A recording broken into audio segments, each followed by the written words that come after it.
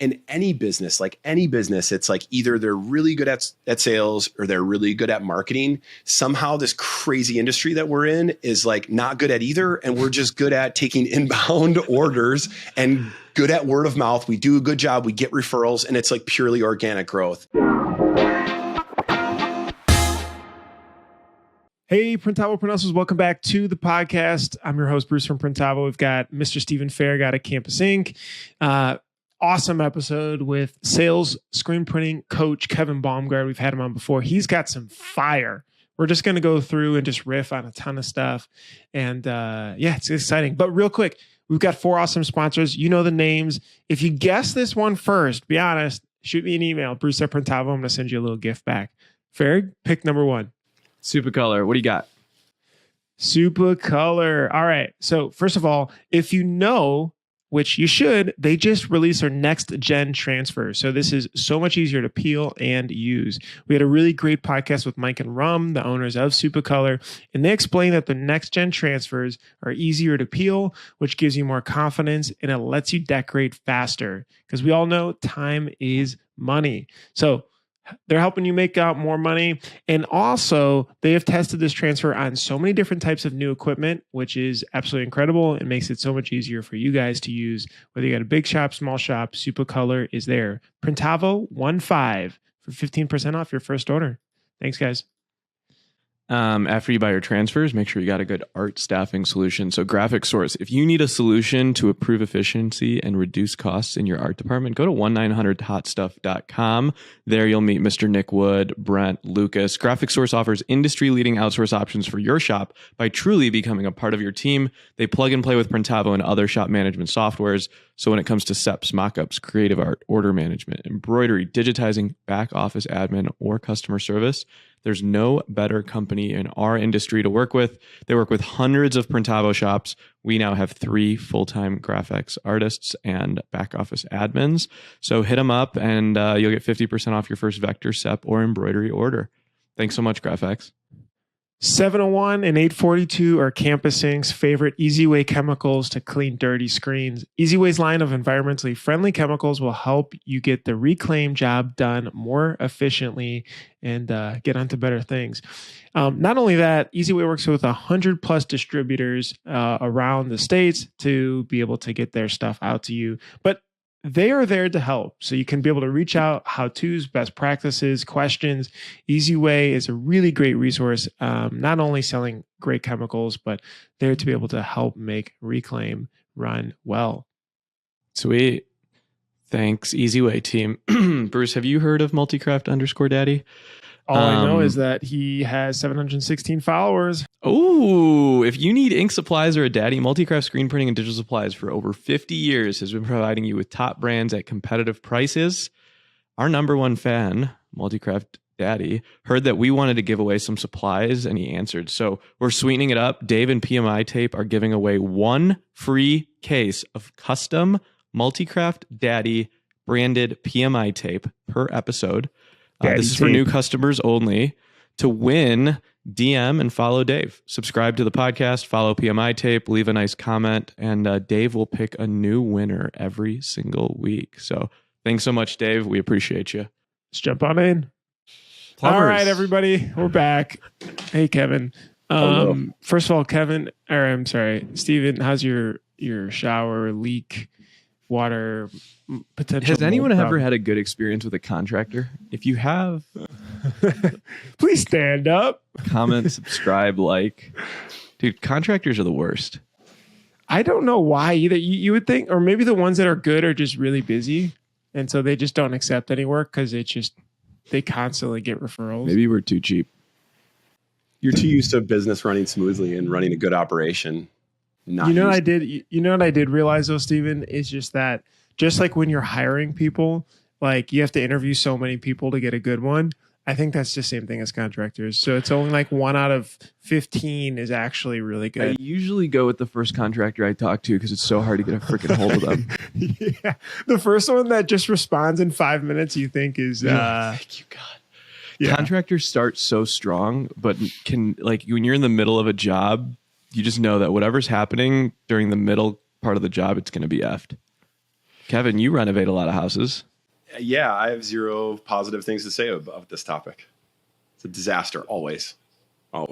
I just get pictures of Kevin plunging toilets and helping salespeople. Mopping, sweeping, cleaning fluids off the walls, cleaning Airbnbs. Yeah, not my brightest moment.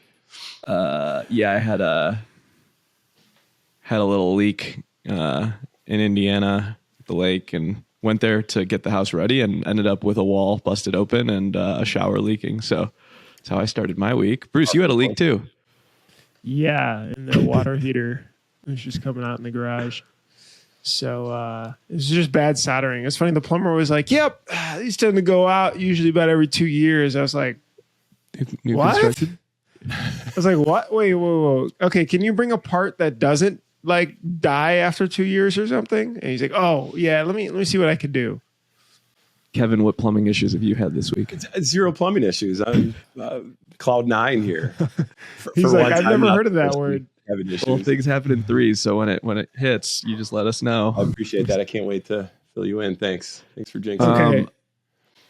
Do you want to? Let me preface this with a quick summary. So, Kevin Baumgart, if you've heard him on the podcast before, he does a lot of sales coaching. If you haven't heard him before, here's a 2-minute summary.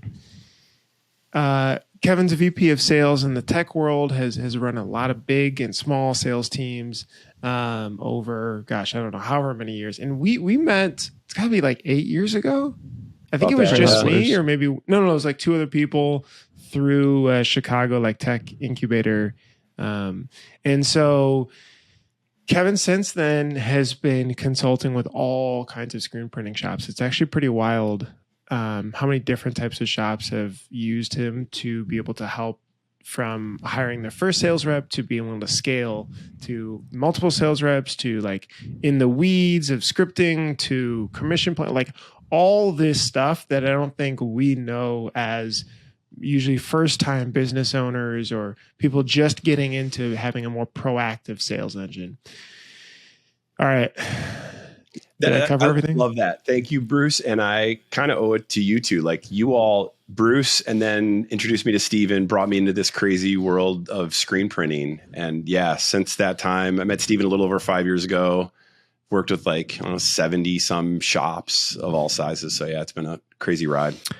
We brought Kevin in. Kevin, we started probably 5 years ago. And we like started at the basics of, how to script emails and how just like how to track things. And now Kevin, as an advisor to us, works with our team very regularly, and our team likes meeting with you. So you've come on the podcast quite a few times. You've spoken at different events. And I think the reason we wanted to have you on, one, because it's fun, because the three of us text all the time and it's a fun look into our world. But we are getting signs of a slowdown in our industry. A lot of shops saying things are starting to dry out a little bit, economy.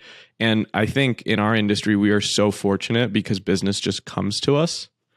And if we actually had to run true sales organizations, a lot of us might not be in business right now. And so that's kind of why we wanted to chat a little bit today is shops are kind of looking at things and saying, now what?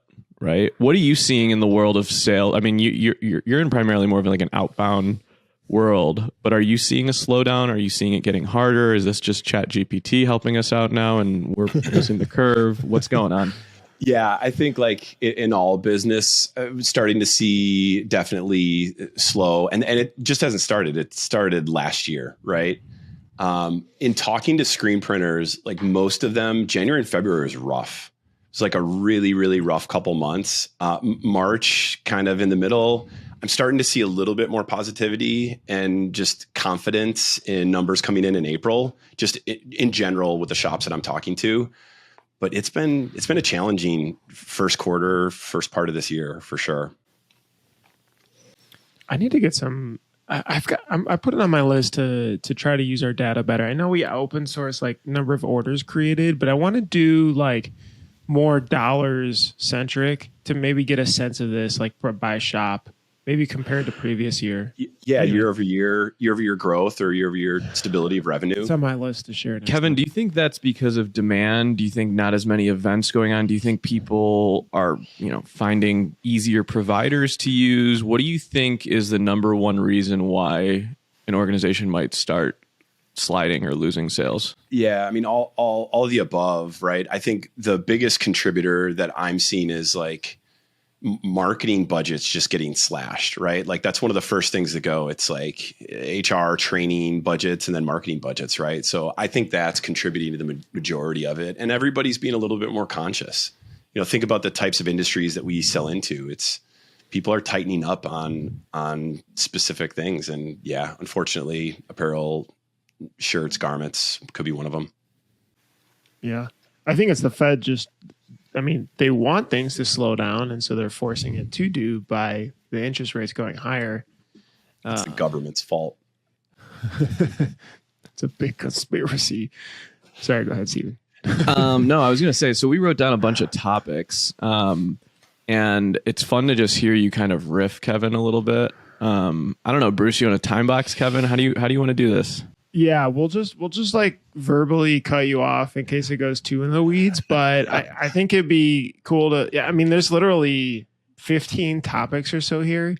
What would you say is a good starting off point out of this list here? And Steven, you've got a list here too. Yeah, we thought about like, a lot of pods do like shop hacks, and I wanted to do like sales shop hacks. So these are meant to be like quick hits, like quick things that you can implement to improve sales and drive revenue. And by the way, Kevin, if you can like relate this to a real shop maybe that you're working with, or like as tactical as possible for people listening to be able to just use examples from like not just our shop, their shop name to Campus Inc. Justin Lawrence's shop. You can say, okay, this is how Commercial does it. This is how Campus Inc. does it. This is how you should be doing it. We got a good list here. Let's start with targeted custom drop-offs. Okay. So some of us have been like creating boxes or specific drop-offs to target to folks. Had a shop that I worked with in Las Vegas that had a really, really interesting approach to this, and it was uber successful. So two different options that they did. One was they did really curated boxes. So they printed on the outside of the cardboard.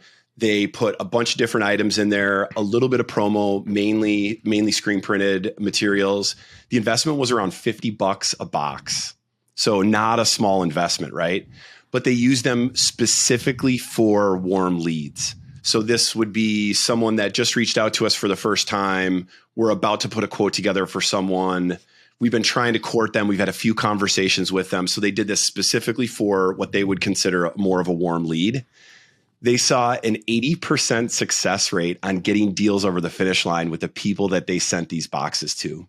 $50, huge. And how many boxes a week are we talking?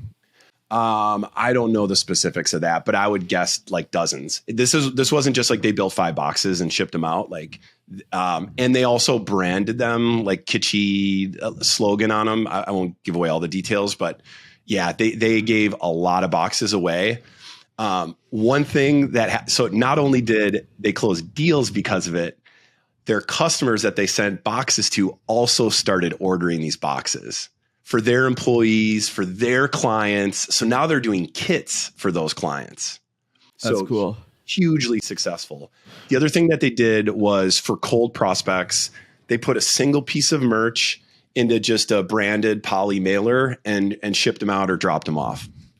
So for cold, it's a little bit different, right? Like I still want to get in front of them, but am I really going to spend a ton of money, time, and effort into fully branded? Super beneficial as well. Two things that I always get asked: should we put our shop logo branded merch in the box or in the bag for the drop off, or should we print their logo onto something? I don't know if there's a right or wrong there. You got to be a little bit careful with like copyright infringement. Like, are they going to get pissed that you're printing their logo on a shirt and giving it to them? But think about if you're getting a box. If I got something that a shirt, a hat, a tote bag that had set sales on it, I'm going to use that, right? Yeah, be fired up. Versus if it said the shop name on it.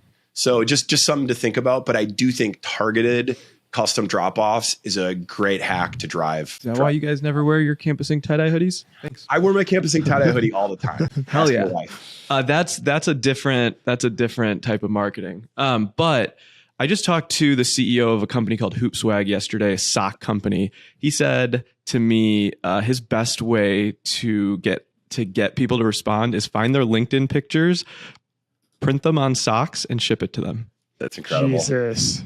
But he's like, dude, I get a hit rate every single time. It's like you open something up and it says set sales. I think with transfers right now, it's so easy to get that done.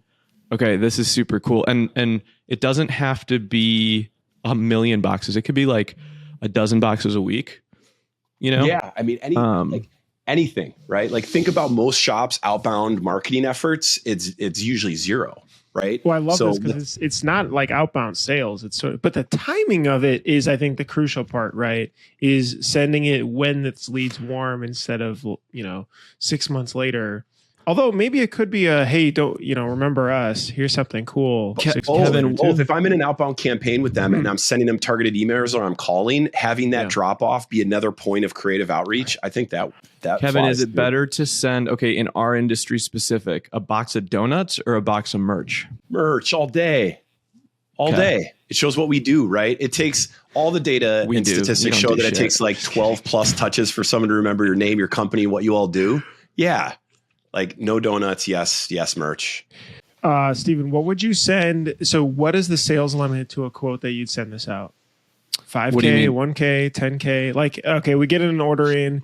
So there's two situations I see here. One is the warm lead, and you send an order out for, let's call our quote out for 5K. Another one is, let's say 6 months later, and you want to make sure that they're just top of mind.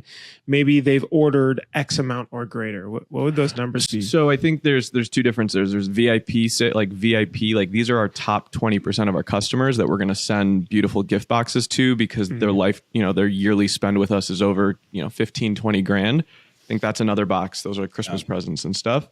But I think what Kevin's talking about is I met you for the first time. I know you have a bunch of events coming up.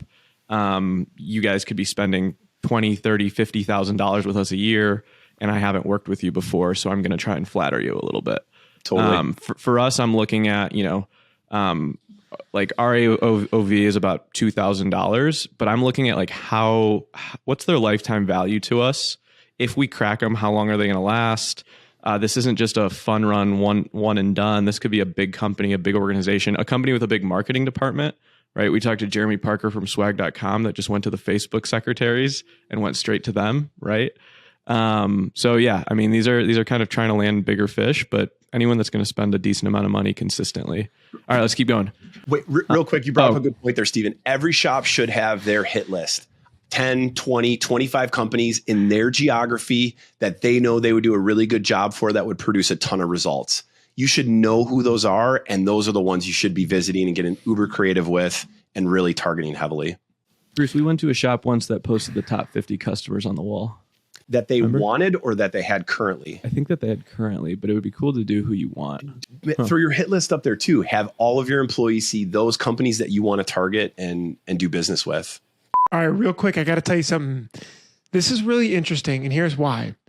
We formed a company called Inktavo. You may have heard of it, but it has 3 different brands right now: Printavo, Inksoft, and Graphics. So we're all sister companies now, a big happy family. What we're able to do is Printavo's managing your shop management and workflow organization. Inksoft can run your website and handle online stores at scale. So running multiple different stores for fundraisers, schools, company stores, and everything in between. And Graphics Flow is a brand new product to be able to help reduce all the back and forth with art. So it has a huge art library that you can put on your website so customers can see and pluck what they want. Plus, you can also be able to collect different ideas and send them to customers to approve as well. Really, really cool. Plus, in-app editing. It's like Canva, but specifically for shops. All right, check it out. All those brands are on Inktavo.com. That's Inktavo.com. All right, thanks. It's a great idea. You see it more, you think about it Manifest more, it. you get it done. I like that a lot. Guess what? I'm going to try that same idea. I've actually got some PMI tape that we made, and I'm going to send it to some shops. Sweet. You want to see this? Check this out. Printavo PMI tape? Well, Inktavo. Ooh. Yeah. We're gonna bring him around and stuff, but anyway, it's funny. Get your done. All right. Next up, what do we want to do next? I like the sales commission one just because this comes up actually quite a bit of how do I commission? Do I do gross sales, net sales? Do I change it by type of decoration? What do you think? Yeah, let's talk about this one. A shop that I worked with in Nebraska, we created a commission plan. He had 2 or 3 salespeople. We created a commission plan, and here were his exact words: providing clear, transparent, and easily calculated commission plans has definitely had a positive impact on our sales. So like, that's what I want to hear out of a comp plan, that we're creating something that's driving behaviors and driving movement and closing business on it. What he did, what we did together was built a baseline of their team members and the revenue that they were producing. So we looked at the Printavo data and how much they had sold month over month and had a good idea of what each person had sold. If you don't have that data, you got to make some estimations. If you just bring on a salesperson for the first time, you got to do some guesswork here. But hopefully we can look at some historical data and get a good idea of what that baseline should be. Let's say it's 30 grand. I need to sell 30 grand worth of merch month over month as the salesperson. So the way that we structured this, they had a percent rate of revenue that they would get as a commission for their sales. Let's say it was 3%. So I sell $30,000 of merch. I get 3% of that as a commission on top of my base salary that month. But let's say I sell 50 grand of merch. Now that's at 5% commission. So there's an accelerator as the amount of revenue that they sell goes up, the percent of commission that we're going to pay off of revenue goes up as well. So what that does is it drives that salesperson to push as much business as they can month in, month out. It really drives that behavior and results in just higher sales, more deals. Yes, we have to pay more commissions, but we're getting more revenue out of them. Kevin, more base salary, less commission, smaller base salary, more commission. What do you think for a shop that's just starting out? Yeah, I mean, like, look at data in your market. Every market's a little bit different. I think a 60-40 base to commission is a good place to start. You got to have people comfortable with their base salary, especially as they ramp. Maybe even a guarantee on commissions for the first few months, get them to the point where they feel comfortable. You don't want people to start looking for a job right away if they're not hitting it out of the park in the first few months. And it takes a couple months to ramp up too. I think that's the thing we don't realize at first. What I've learned is that you have to prove it to that salesperson in the first 90 days that this does work. Because if you set up a system that does not work for them and they don't feel it, if you don't show success there, it won't work. Kevin, there's one rule you always teach me when I'm building comp plans. You say set clear expectations that this will change. Can you talk about that a little bit? Yeah. So especially if you haven't done this before and this is the first time you're building it, you have to communicate. Communication is so key, especially when it's tied to my well-being, my compensation, right? The amount of money that I'm going to make. We have to communicate that this isn't always the case. We're going to be at a point where either the comp plan is too rich for the company and it doesn't make sense for the employee, or it's way too rich for the employee and doesn't make sense for the company. And we're going to have to make edits and tweaks and shifts. It's hard to claw it back, huh? It's harder to claw it back. Yes, but it's easier to say, hey, we're going to make changes. And if you communicate that up front, hey, the only thing that I'm going to promise you in this comp plan is that we're going to make some changes at some point. Most, sales organizations are changing comp plans every 6 months, annually for sure. But every 6 months, sometimes depending on how fast the business is growing. Go ahead, Kevin. Or go ahead, Bruce. You taught me this, Kevin, a while ago, and it's so true, and it happened. Well, first of all, we changed our commission plan probably twice a year, every year, because we wanted to continue motivating the right thing. But that was the key: is that the commission people will hack to the fullest. So yeah, and they're salespeople, right? So a good salesperson, you want them to make more money. And, if you're motivating, it turns out the wrong thing, or you think, oh, well, they'll do it. It will happen over time and you'll notice that. And so that requires a slight adjustment. But yeah, we change it often. And we also verbally said that is exactly as Kevin, you did that. Can you, if you're just starting out a comp plan and say it's your first salesperson inbound versus outbound sales, the lead that might just come through the door versus the lead they're going to go out and get. If you don't have a good system to track it, what advice would you give a shop that's trying to come out with a commission plan? Yeah, for sure. In that scenario, way harder for me to go outbound, win a net new customer, new logo that we've never done business before versus work an existing current customer structure. There should be different percentages, in my opinion, at what you pay them. The challenge is this gets money, right? You have to, in my opinion, have really, really clear expectations on what you want this person to do. Because if you say you can go find your own outbound business, but you can also work our current customer base and work inbound leads. The easy thing is to work inbound leads and current customers, right? Like that's what they're going to do. They're going to spend the vast majority of their time on that. It's easy. It's less lift, less rejection, less going outbound. So you got to be really clear on what they're doing. My thought is you got to break that up. You got to have someone that's an outbound seller that's all they do. And when they close a deal, they're passing and transitioning that relationship off to the customer success team, account management team, inside sales team, whatever that is. And that outbound salesperson is probably getting commission. Usually we structure it out like 12 months, but they're not doing anything post bringing that customer on, and it's on our inbound team to manage it. The problem that I see a lot of shops with is they'll take their customer success person that maybe isn't good at outbound, and they'll throw them at outbound and have them go sell. They're not good at it. They don't like it. And that's not what they want to do. It very, very seldom works. We struggle with this a lot at Campus Inc. because usually the person that sources the order wants to continue building that relationship, wants to continue working with them. And so there's something we're trying to talk about is building a true sales org means having account executives and account managers, and that they are two different things. Yeah. Would you say, Kevin, the account executive or the person that gets the first sale, they make a good amount of money on that first one, and then you said they still continue to make money for 12 months? Yeah, think about it. The first order we get from a customer maybe not be that heavy, but then over the 12 months, we do a good job with them. They continue to grow. That's not fair for me as the account executive bringing in that first deal. We got to give them some runway and continue to pay them out. All of that being said, I know most shops are in a situation where we have like one customer facing person.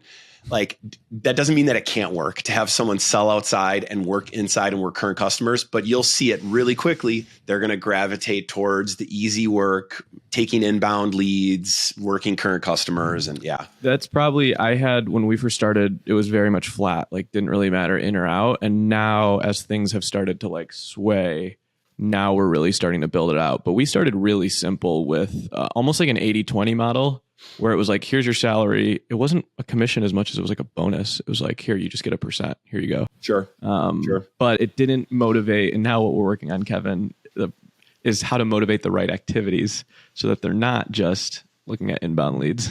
And that's a measure of a good comp plan, right? They should read that comp plan and be motivated to want to do those activities, focus on those behaviors because it's going to drive them commission in the back end. How often should you pay out commission? Monthly. End of the month of April, I'm paying May 15th for April commissions. Gives you 15 days to reconcile and confirm that it's there, but as instant of gratification as possible, better. Should the salesperson be managing their own commission tracker, or should that be their manager? Both. And that was one of the things that shop in Nebraska mentioned. It's like the ease of calculation. I, as a salesperson, for every single order that I'm quoting, should know the exact dollar amount that I'm going to make. And I should be able to really, really easily track where I'm at, either via CRM or just a manual commission tracker. It doesn't have to be uber sophisticated. Put a Google sheet or an Excel sheet together where I'm dumping in all my orders, total revenue, my % commission, and how much I've made like month to date and where I'm trending. We use Zapier. When an order processed through Printavo, it spits out into a spreadsheet and then it gets filtered by salesperson. Yep. So Matt Marcotte, he'll help you out there. All right, Bruce, what else? Just a last thing on this. The only issue I've found that happens when the sales and sort of account management teams separate is it creates this like internal angst almost of like, oh, well, you didn't manage the account right, and then now they're gone, or you didn't, like, the handoff wasn't good, or, from the success team, or they were sold on something we can't do, the success will say of the sales team.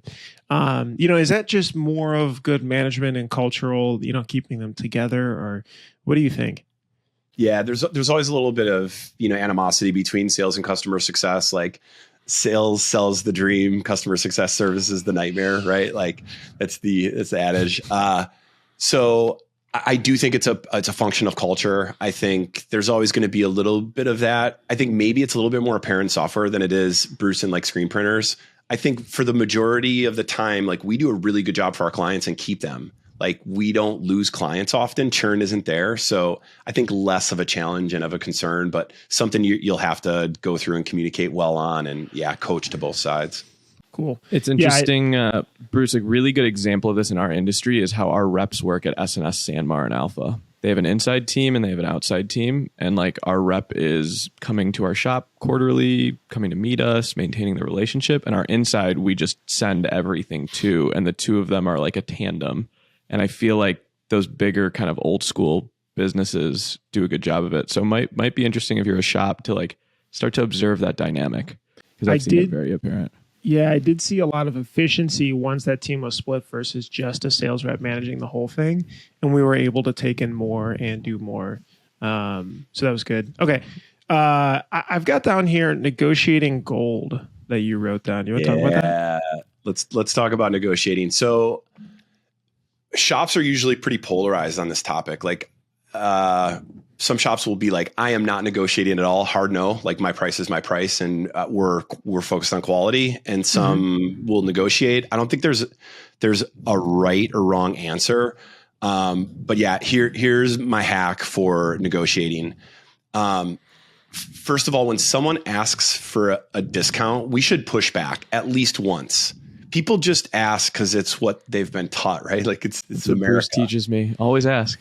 Yeah, it feels good. I'm ready to go. You give me 5-10%, I'm ready to go. Bruce is a coupon clipper. I love it. It's the psychological thing for me. Anyway, go on. It works. So it's psychological, and you should ask. It's what you've been taught. Like, but that doesn't mean that we need to give in. My recommendation is like push back on first pass of asking for a discount.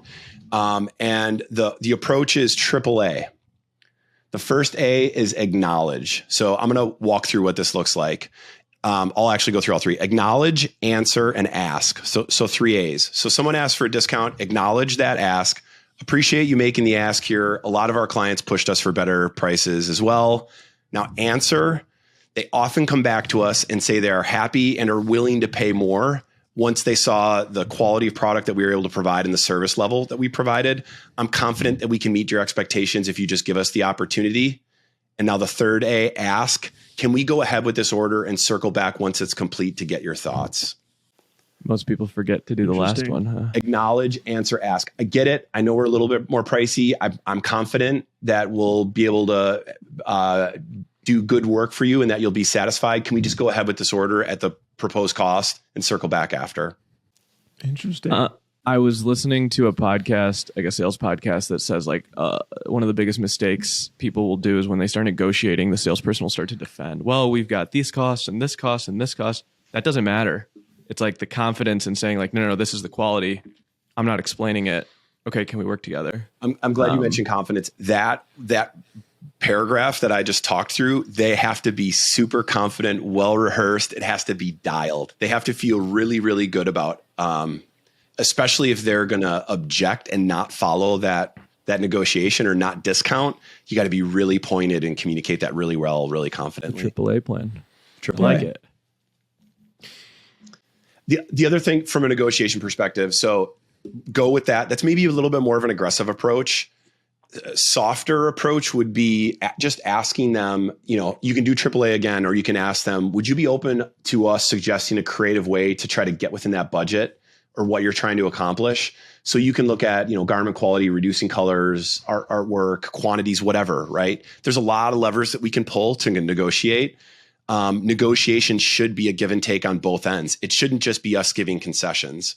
So if we don't want to go with that aggressive approach, we can soften it up a little bit and say, hey, I can probably get to $15 a shirt, but there's some things that we would have to change. Here's a couple recommendations that I have.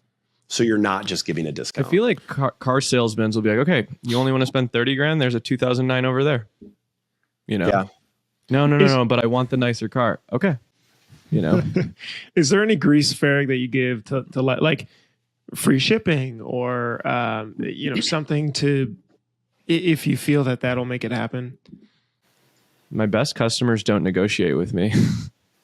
They're just like, Right. yeah, let's go. My biggest customers, when I tell them my price, they are like, okay, here's a PO. It's usually the smaller customers. I think it's important to differentiate who's spending whose money.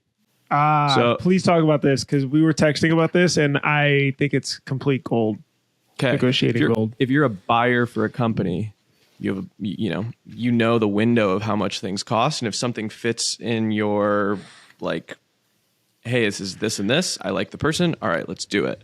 Or if you are the marketing department or you're a secretary, you're just trying to get it off your desk. And so as long as everything looks good and the person likes you, someone else is paying the bill. It really, negotiation, I feel like, happens more when it's like someone buying and it's coming out of their wallet, or it's really going to affect them. And they're You trying to said get the the best. owners, founder, What? owner. A founder Yeah. or an owner. Yeah. Like if I'm buying, if I'm buying something for my business that I'm going to be shopping around and stuff, like Bruce, you look for the cheapest computer mouse on Amazon, right? Like it's what you do. Right. And so the pain points, like, yeah, it's a lot harder. Kevin, you talk about this. You talk about it a little better than I do.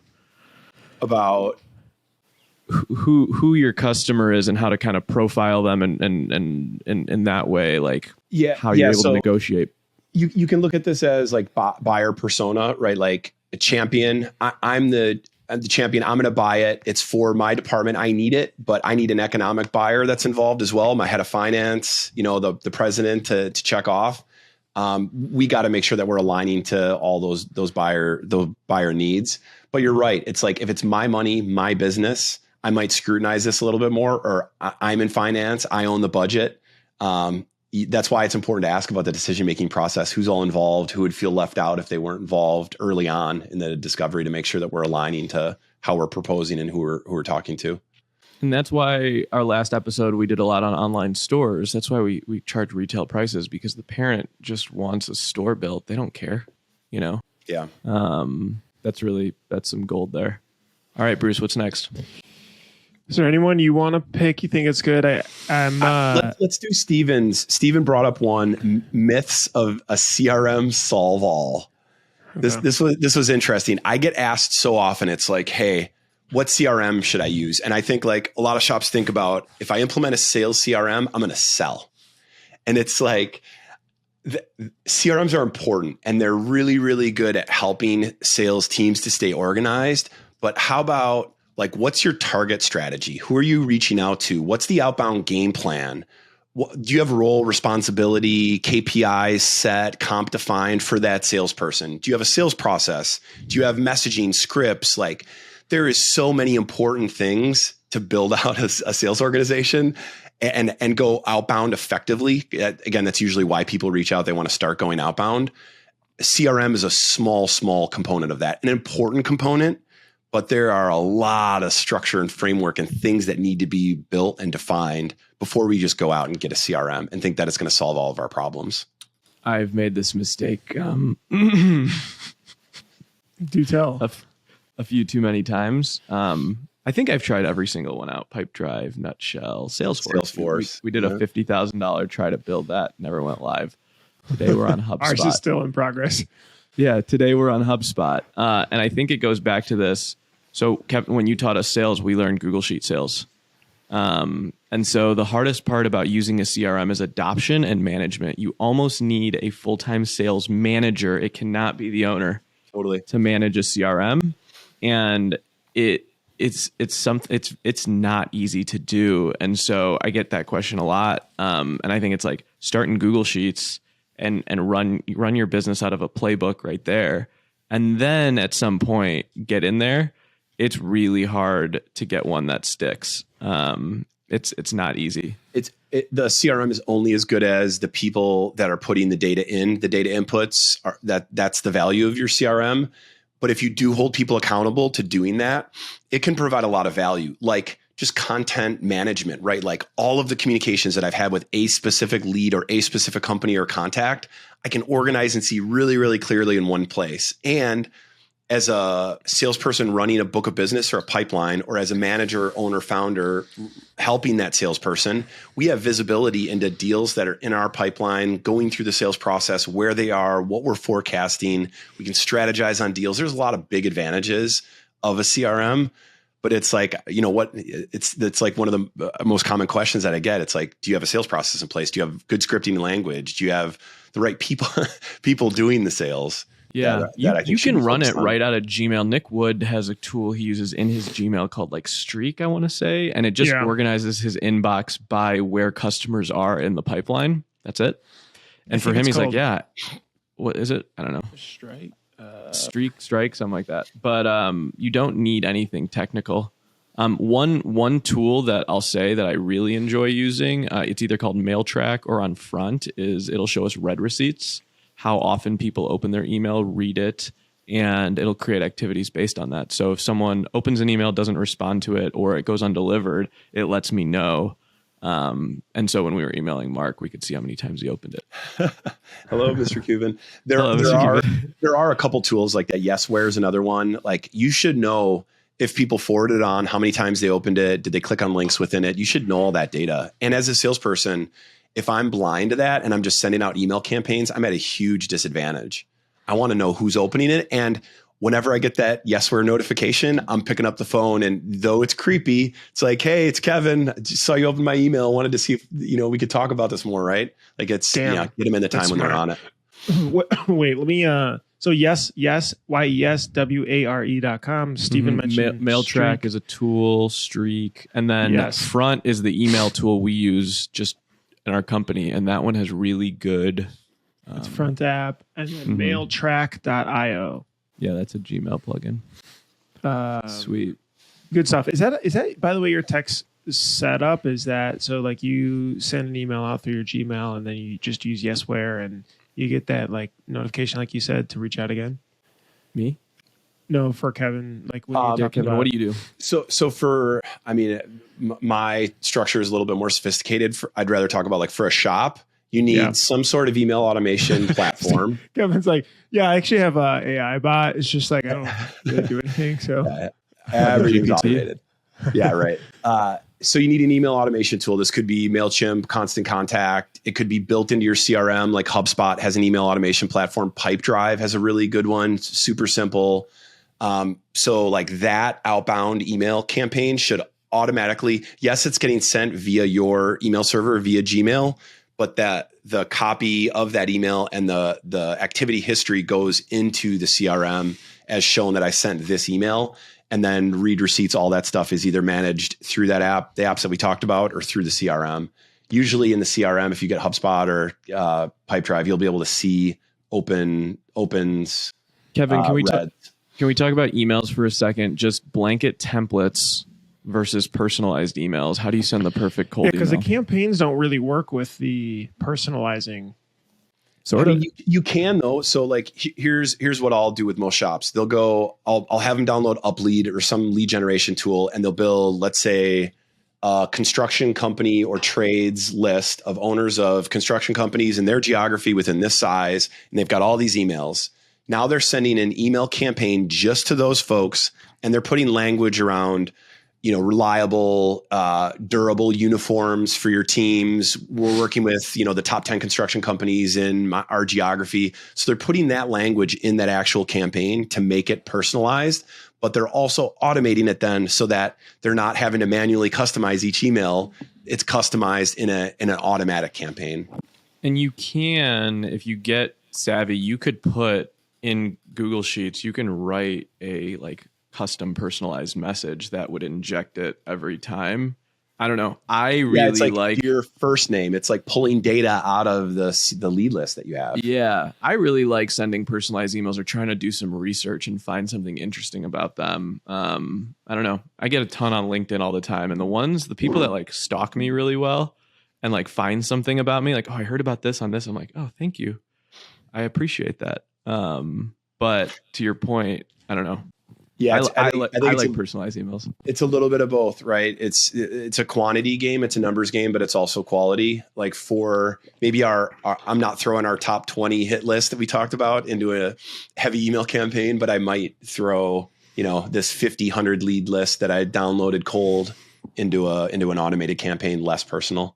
Okay, so go ahead, Bruce. You want to go to the KPIs one? Because I think this relates to the contribution margin we just talked about. Sort of. Around pricing as far as okay. The question was that you wrote down. Oh, you frame it. So the way I want to frame it is when Kevin works with us, we talk a lot about scorecards and activity tracking. And we have this thing at Campus Inc. that Kevin has ingrained in us that says like activities yield results. Some of them are quantitative, qualitative, but you have to be able to track them and very easily do it. Kevin, can you talk about activity tracking for a sales team, building a KPI scorecard, what that all entails and what might be on there? And relate this to like a shop with like maybe one rep to 5. Obviously, Steven's got a lot. So yeah, I don't think that it necessarily needs to change heavily based on the size of the org. It's like inputs equal outputs. So, and it doesn't have to be sophisticated. Like we don't have to set up this heavy CRM reporting structure. My recommendation is like touches. So emails, calls, LinkedIn messages. We should set a goal and we should track to the sales team member at how they're doing all of those things. And maybe it's some net new, some current customer. Again, that should be defined. So now I've got my weekly goal. I know how many calls, how many emails, how many LinkedIn, how many texts, whatever those input metrics are. Those create the output. Those focus on output then. The more inputs, the better inputs, the more and better outputs, which would be, meetings set, net new opportunities created, jobs quoted, deals closed, revenue for those deals, average job size, right? So now I've got, again, goals and some weekly like estimations, but then actuals week over week. And now I'm just like, I usually recommend doing it in just a Google sheet so everyone has access to it. And now I, as a salesperson, have visibility into it, but founders, owners, leaders, they have visibility into it. If it's owner-led sales, they're accountable to it now. They can see it, they can track it. But all of this, like from accountability is one thing, but we don't want to like super micromanage our salespeople and like, hey, you didn't make 40 calls this week. What's up? It should be to allow them to better understand their effectiveness. Once we get inputs and outputs, we can understand ratios. It takes me 100 touches to get one meeting. It takes me 2 meetings to usually quote a job. It takes me 2 quotes. My close rate is 35%. It takes me about 2 quotes to get a deal. And that deal average job size is about $1,500. Now I can better understand and back into my $30,000 quota that I need to hit monthly. That's incredible. It's funny that you talk about the inputs. We have someone that qualifies. So if someone signs up for a trial for Printavo, we have someone that calls him as soon as possible to qualify and make sure that, hey, this is the right tool for you or not. When that person was able to see how many demos they were able to book off, like within 30 days, and I just built a custom thing in Excel because I didn't know how otherwise to do it. They were able to increase that because it was just, they just had a bit more visibility to help try stuff. Why? Bruce, you said they try to call them as quick as possible. Why? Our goal was to get them. So if somebody signs up for a trial, they're obviously looking for software now. And we want to convert them to a demo within the first 30 days, but ideally as soon as possible. She's commissioned, though, off of the first 30 days of booking a demo. So the ability for her to see the ratio of how many she booked out of the total just helped her coach to increase that number. So what you're hearing about is like a sales development rep, right, Bruce? Yeah. And their only incentive is set demos that are qualified. Yeah. And they're not even responsible for closing it. I haven't seen a lot of shops take hold of this, but this is interesting. Like if we're trying to drive outbound growth and we're trying to go out and find net new business, why haven't shops brought in SDR, sales development representatives? That's all they do all day, every day is call, email, LinkedIn, and schedule meetings. Schedule the meetings for the owner, for the founder, for the salesperson. We don't see that happen often. And I just want to touch on Bruce's point about the response times. All of the data shows that the quicker the response times are, magic number has always been talked about as 5 minutes. If we can get back to them within 5 minutes, conversion goes up by like 80%. So for leads that come in, which the vast majority of shops, that's how they grow revenue. That's their revenue, is inbound leads. Lead coverage, I better be hitting all of those. And lead response time are the two metrics that I should be tracking. Get back to them as quick as possible, because they're probably pinging a bunch of other shops with the same need. Usually the first person that pings them has a much higher likelihood of converting that lead. Okay. Kevin, you talk about demos and setting demos. You kind of made up this thing of like print shop owners do this quote and hope thing. Can you talk about quote and hope? The old quote and hope. You need a shirt that says that, by the way. Where we send a quote and just hope it comes in. The last podcast. This is more like later on in the sales process, after we've provided pricing, and it's just like, then we just hope that they're gonna move forward, and that's it. And I think shops that use Printavo or shop management software where they can really easily send the mock-up for approval and then send the invoice for payment, it makes that a little bit easier to quote and hope, because I can just push all these buttons and it's automated and the workflow is there. I'm recommending most shops that after they quote, they get them on the phone, usually a Zoom, share a screen, and walk through what they put together and why. And if you did a good job of uncovering their needs up front and pain points, challenges, what they're really looking for, not just sizes, quantity, color, logo placement, what they really need, what's the goal of the order, what are they trying to accomplish, we can then, when we're showing them the quote, actually talk about how we're aligning to those needs, and we took that into consideration, and then jump over to the Printavo screen and walk through the quote, or screenshot that Printavo screen, dump it into a slide, right, and review it from there. Is quote and hope is like, don't like set some follow up, make sure we're there. Don't just quote and let it die. One of my biggest pet peeves is when a lead comes in and our sales team just sends them a quote right away. I'm like, have we talked to them? Do we know their needs? Should we give them a ring? Should we ask a couple of questions first? Oh no, they're just looking for pricing. Okay. Yeah. Can we rip off another one of these, getting to need quickly? Let's do it. Sure. We talked about it a little bit of trying to uncover that need. The need is important, but getting to it quickly is important. I'm starting to work with more shops around that maybe have less of a concern of I need to go outbound, more of a concern with I have all this inbound coming from all these different areas, DMs, web forms, they're emailing, they're calling, they're stopping in. I just worked with a shop in Pennsylvania, and we were working through how to streamline and really optimize their online quote form process. So what they wanted to do is put everything to their online form. So if people came in on DMs and Instagram, or they stopped in, it was all, you got to fill out this form first. And they broke it down into ready to order, know exactly what I want, or need help, give me some info on what you're looking for. And now it's like someone walks in, they hand them a tablet, they fill it out right there. Someone calls, they said, what's your email? I'm going to send you this link to an online form. So they're funneling everyone through that. And the one question that I gave them that they mentioned was making a huge impact is, if you had to pick one, what would you say is most critical to you in this order? And you're listing out in a dropdown: speed, quality, cost. So now they have a little bit more information on what's really critical versus just going off of sizes, quantity, color, logos, all that stuff, right? Mm-hmm. Doesn't mean that if they say cost, it's not the right fit for us, but it is some indication on how we need to approach that opportunity. And then hopefully I'm jumping on the phone with them, I'm having a conversation, I can dig deeper into that need. Hey, you mentioned quality was most important to you. What does that mean to you?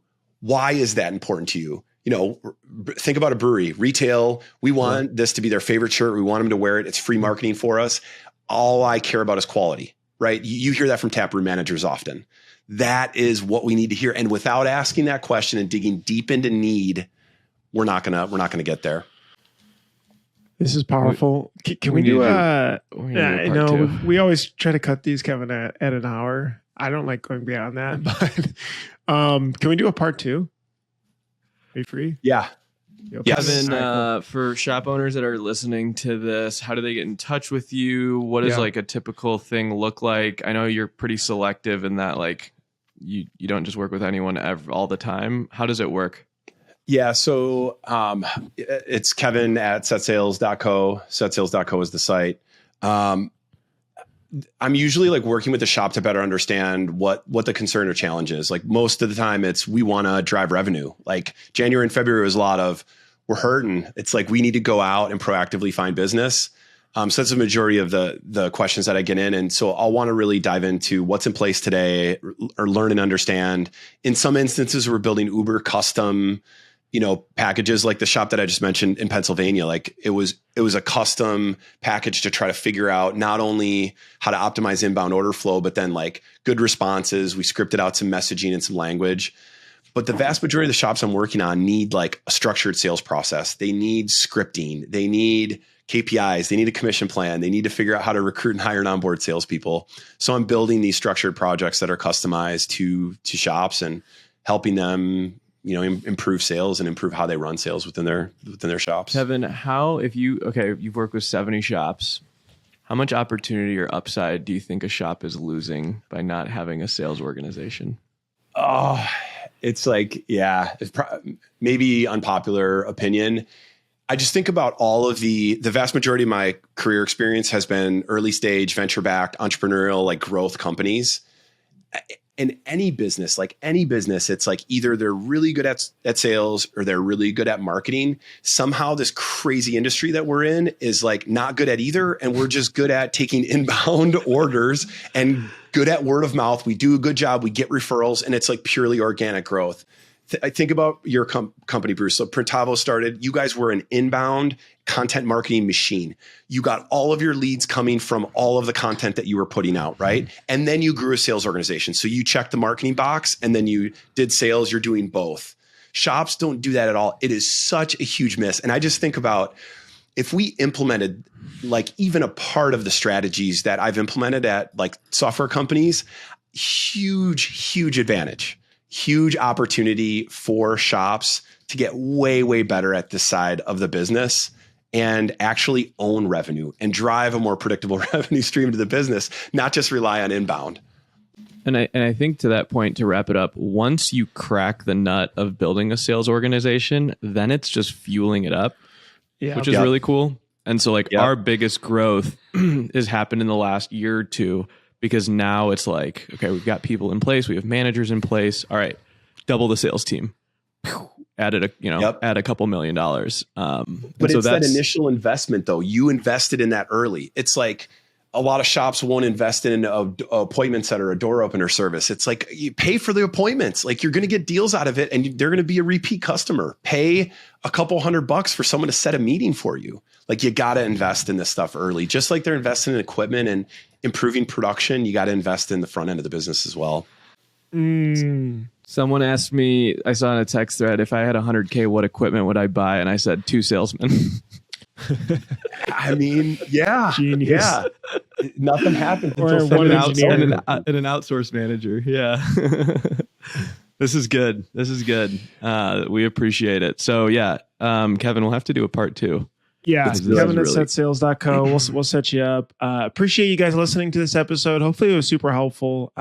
I'm just taking everything in, writing notes constantly so we can share it in the description. We appreciate you. We'll see you on the next Printavo Prognosis podcast. Bye.